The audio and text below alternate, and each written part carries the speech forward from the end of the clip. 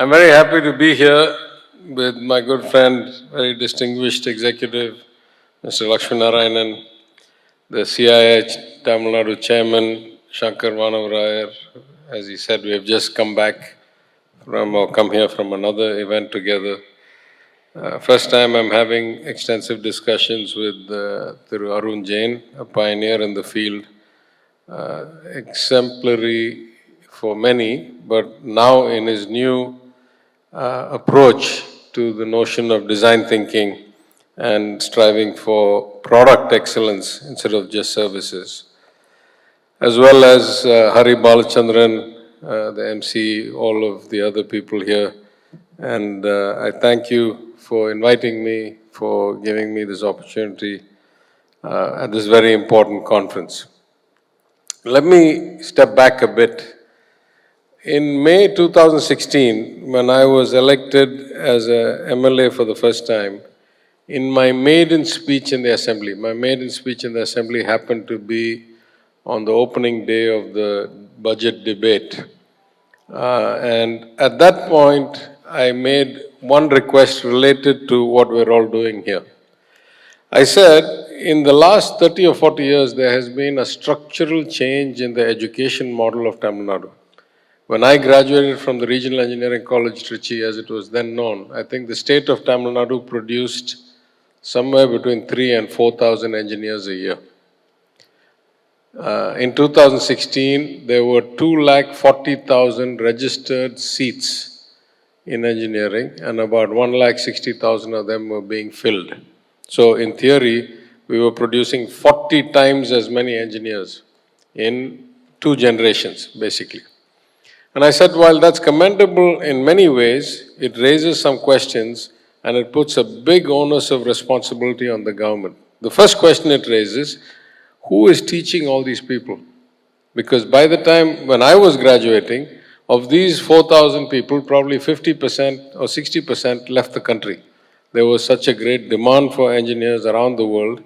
And, it's testament now, if you look around at the senior Chennai and Tamil Nadu trained engineers who are in senior executive positions, not just in the tech industry, but in banking and in other industries, insurance, so forth. Second question, can you really scale up that fast without deteriorating the quality of education? Or are you giving up quality for quantity? Anyway, those are questions of a more profound nature. But the imminent demand it placed on the government, which I saw instantaneously, was who is going to provide career counseling, guidance, real-world connect for these students, many of them first generation, for their teachers, many of them probably not with great depth of experience because of the rapid increase in scale, and more importantly for their parents who were not graduates or had not had opportunity themselves. So these students were in an ecosystem where there was nobody to help facilitate a career progression or a path or a vision. And as the CII chairman said, their ambitions were set too low. I'll study this, then I'll get one job. Any job, maybe preferably an IT job. And that's all they knew. They just didn't know any better. So back then, as an opposition MLA, I made a request to the then Chief Minister, Ms. Jayalalitha, and I said the government should get involved in facilitating a whole lot of things. Number one, making an assessment of the economy, what kinds of jobs were there, where the growth was likely to come, what is the trajectory of both the quantity of jobs needed and the kinds of skills needed for these jobs, and the compensation levels that are likely to be obtainable were you to pursue this career. It's not rocket science. A lot of countries do this already in the Department of Commerce or Economic Development Board, but we should do something like that. Second, I said we should provide this information plus counseling to at least government school students and their parents and teachers, because that will help shape their choices and their progression. Anyway, some of it got done, some of it fell through the cracks. We have started to expand more. I'll talk about it a little bit in a minute. But These things I say from the ground up. Let me look from the top down. It is very rare to find an economy where there are lots and lots of unemployed youth, lakhs of them, tens of lakhs of them have applied in the employment exchange of the government of Tamil Nadu, and yet many employers complain that they cannot get adequate numbers of skilled people. Now, normally, markets can suffer from an imbalance. There'd be too much supply, too little demand, or the other way around. It's very rare to find markets that are so systemically broken that there's both too many people looking for work and too many companies that cannot find the right people to work. This we would call in not only an inefficient market, but a structurally inefficient market because of the lack of information at the right decision points for the right people in the market. That's the point I was trying to make back in my maiden speech. What do we see instead? I used to be the minister in charge of the Tamil Nadu Public Service Commission. We announced what we call Group 4 exams. Group 4 exams are for relatively low-skilled jobs, office assistants, junior assistants, drivers, things like that.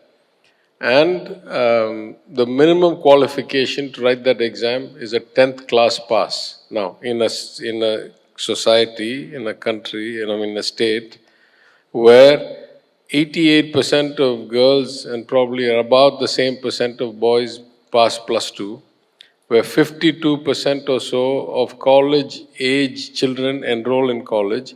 In this age, the minimum qualification is still 10th grade, 10th class.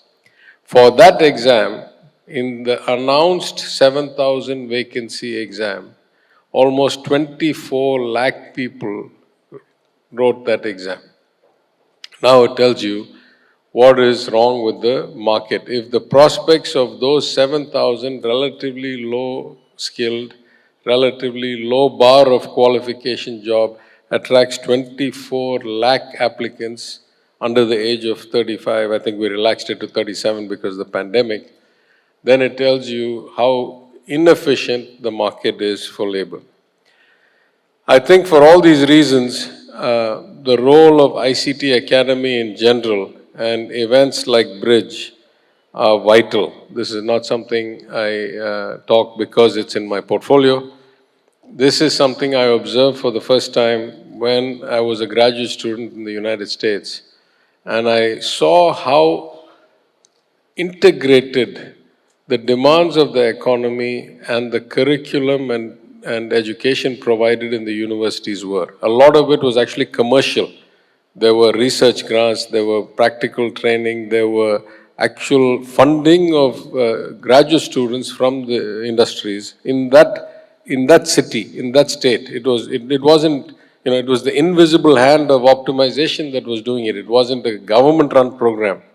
But because industry and academia were so tightly integrated to each other, it was very rare to find a master's graduate of any top 150 or 200 university who was unemployed at the end of maybe 6 months from graduation. That's how efficient the placement rate is.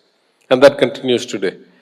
So in some sense, that is a model that we can all emulate and learn from. How do we ensure that there is a very tight integration? There's a role for the government, there's a role for institutions like ICT Academy, there's a role for educators and the owners of educational institutions, but all of us working together have to find a way to bridge this gap.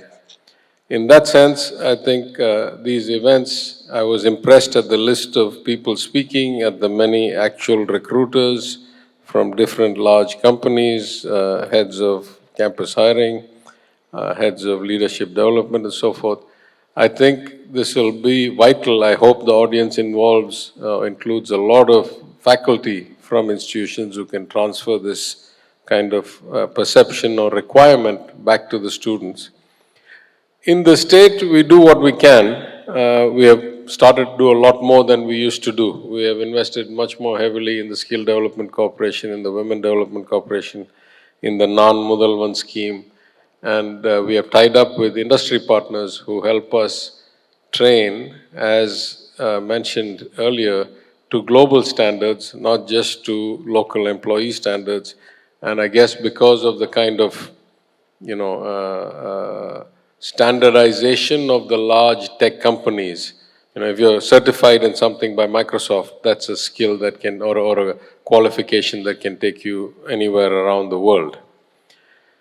But I think we also should focus a little bit on what the chairman, Shankar, said, not just as the chairman of CII, but as somebody who runs one of the more reputed educational institutions, is that we need to encourage a culture of excellence, or as Mr. Arun Jain said, a way of thinking about things rather than rote, rather than ticking the boxes, rather than meeting the basic standard, to have ambition, to want to achieve, to strive, to build a culture of excellence, of perfection, and to reduce the fear of failure, right? And one of the best things I liked about the US economy was that failure was considered a positive in some way rather than an actual negative. In fact, Bill Gates is legendarily said when he was scaling Microsoft, he said, I need to bring in people who have been executives at failed tech firms. They know what it's like to have their back against the wall. They know how it's like to fight against the odds.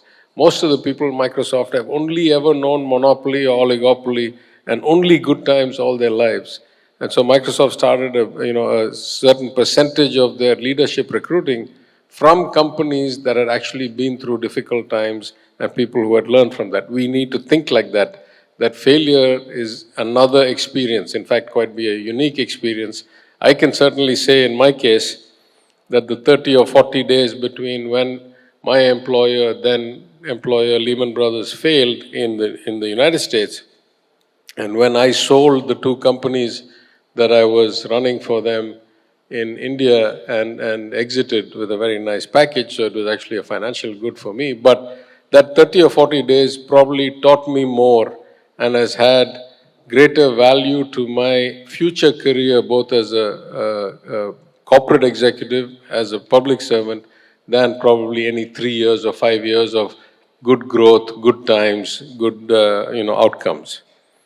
So I think in particular, all of these together, this removal of market inefficiency, this perception or exposure to the culture of excellence, the vision to be the best at whatever you do, these are the building blocks of truly the human capital we need. I've said it often when I was Minister for Finance and Human Resources. I say it again.